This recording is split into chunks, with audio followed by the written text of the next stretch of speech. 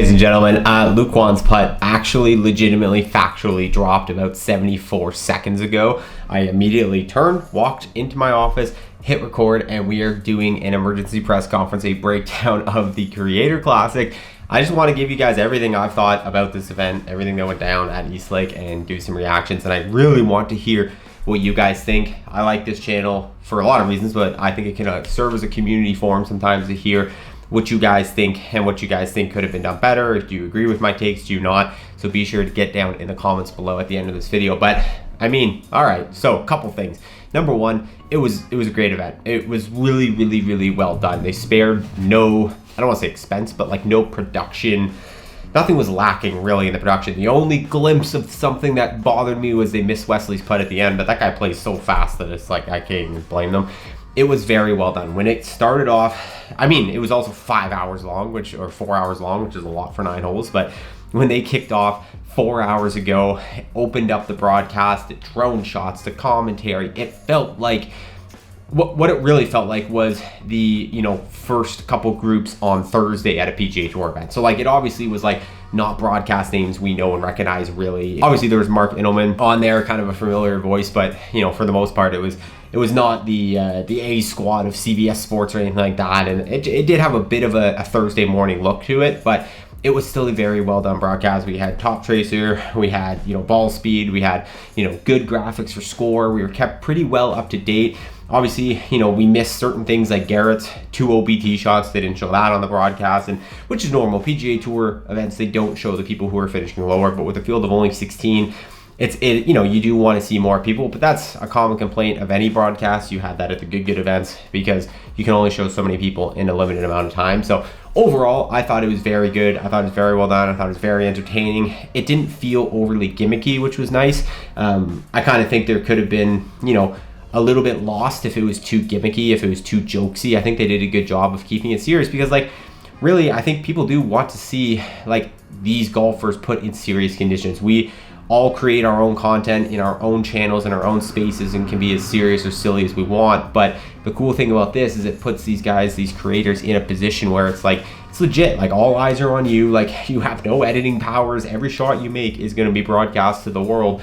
If you shoot a really bad round, you can't just not post a video, which sure we get in other events, but just being on a PGA Tour course the day before the top players in the world take it on, like, there was a lot of added pressure and legitimacy to the rounds these guys were going to play. And so having it also treated seriously by the broadcast team, or like seriously enough, was good. It wasn't just a clown show, which I was thankful of. So we're right into it. I mean, these guys, like, kudos to every creator out there, honestly. Like, the amount of like comments, even like the PGA Tour players, like, yeah, frig, like, they're all saying that they're going to go out and shoot like 42 to 45. Like, there's 1 or 2 of those, but like the amount, I mean, literally you had to be under par just to get in to the 9th hole playoff. So top 4 people, there were a handful of even par rounds. I think it was like Peter Finch, Micah Morris, like a bunch of these guys even par. We had Sean Walsh, we had Luke Wan, we had Wesley Bryan and Roger Steele, all under par. Like, absolutely incredible levels of golf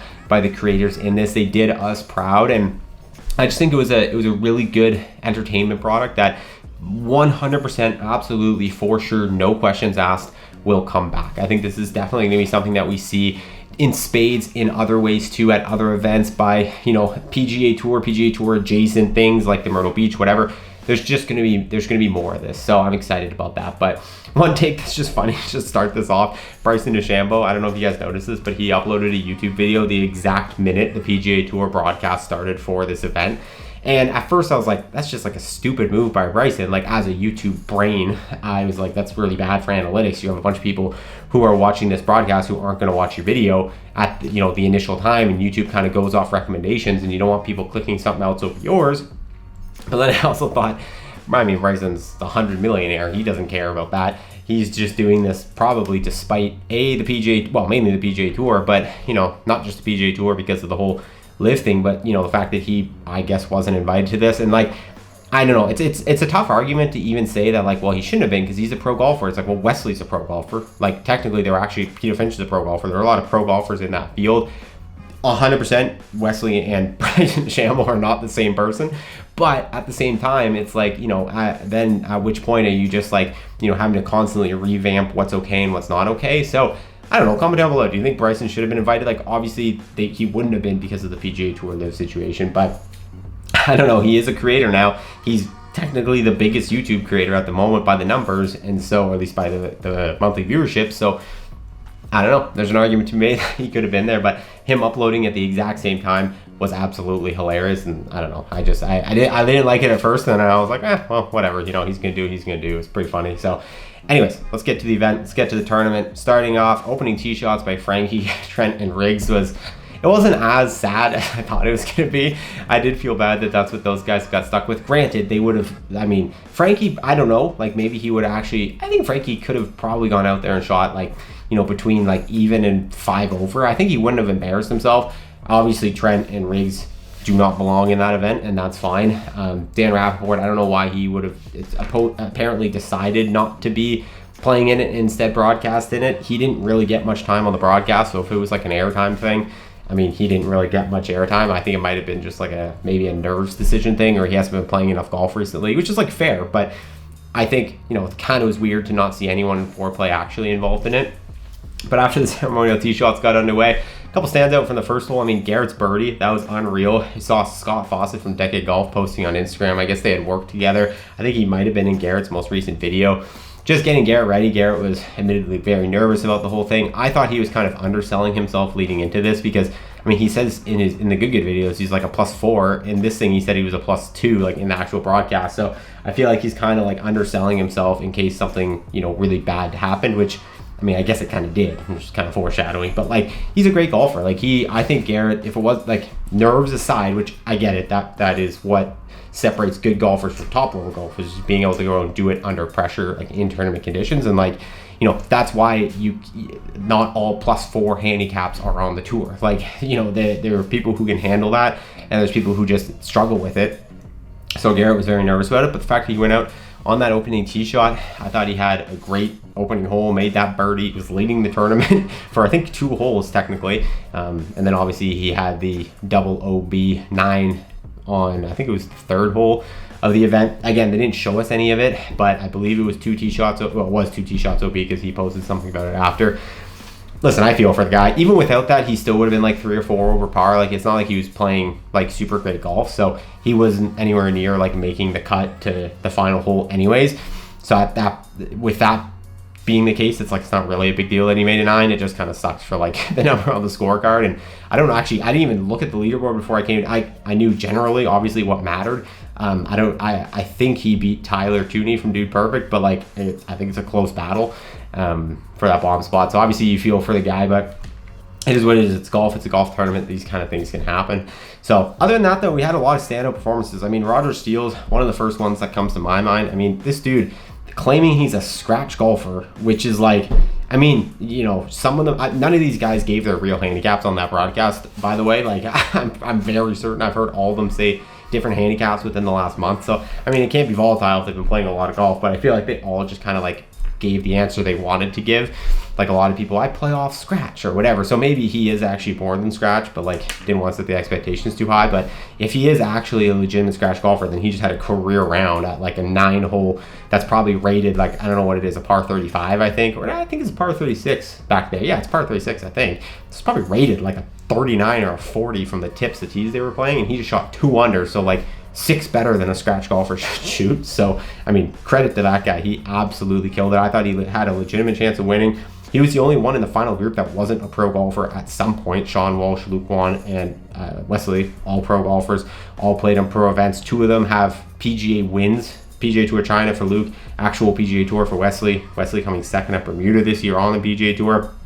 Sean Walsh, top collegiate golfer, played pro golf. So, Roger Steele was he was intense, man. The par save, some of that bomb putts, that one bomb, I think it was like 55-foot birdie putt he made, was absolutely incredible to watch. So, kudos to him. That was super cool. I didn't know much about him coming in. He's not really part of the YouTube scene as much, and so I only really know YouTube creators. I don't know Instagram creators. So, credit to him. That was very impressive to watch. Another one that stands out, George Bryan. Doesn't really stand out in like a bad way, to be honest. Like, George Bryan did what I would have expected him to do, which is like hang around even par. Obviously not a great hole to finish, but like, I mean, I wasn't expecting George to go out and shoot 4 under, but I also was probably expecting him to make the cut. What really surprised me more than George Bryan's play is everyone else's play, and the fact that George Bryan's play wasn't good enough, because George is just one of the most consistent golfers ever, and he can do what he did today, like shoot around even par on any course, in any conditions, under any pressure. Like, he's proven that. He's made the cut on the PGA Tour.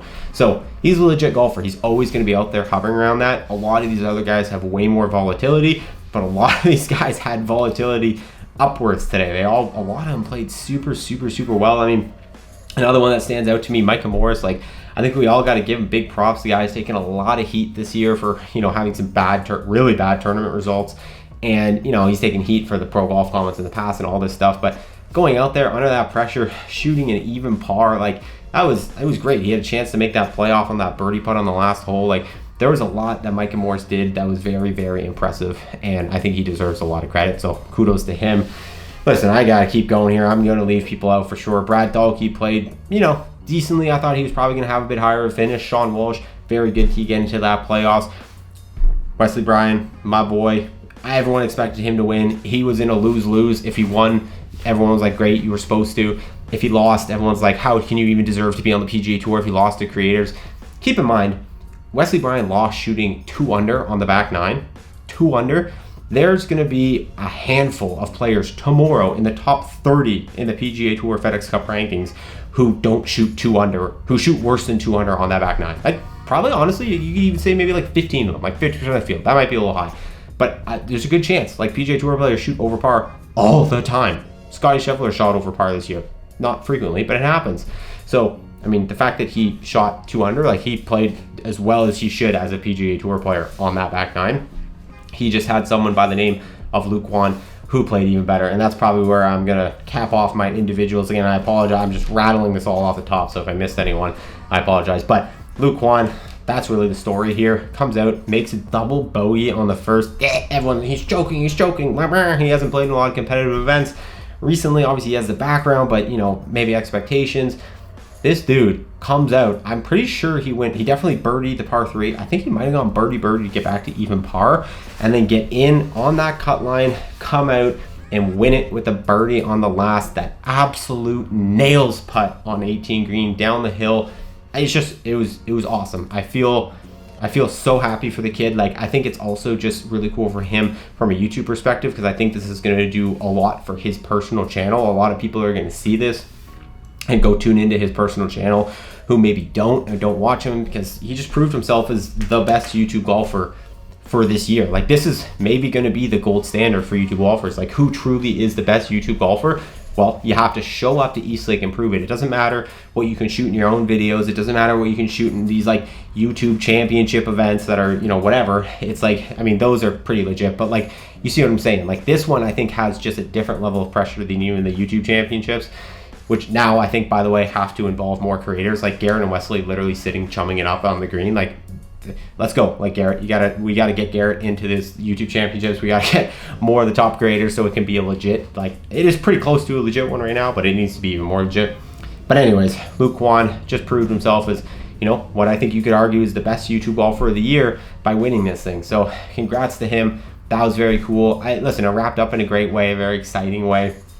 I think this is something, a product that is going to be able to live on. I think it proved itself in its merit. These creators did incredibly. I'm so proud of all of them. I just love this community, man. I love this community. This is why 2 years ago almost now, or a year and a half ago, I decided to start this channel. And since then, I've just gone all in. I've pushed all my chips in on this community because I believe in it. And seeing stuff like this happen is really, really cool. So proud to be a part of this community in my own way. And yeah, this was really fun to watch. So hope you guys did enjoy. Comment your thoughts down below.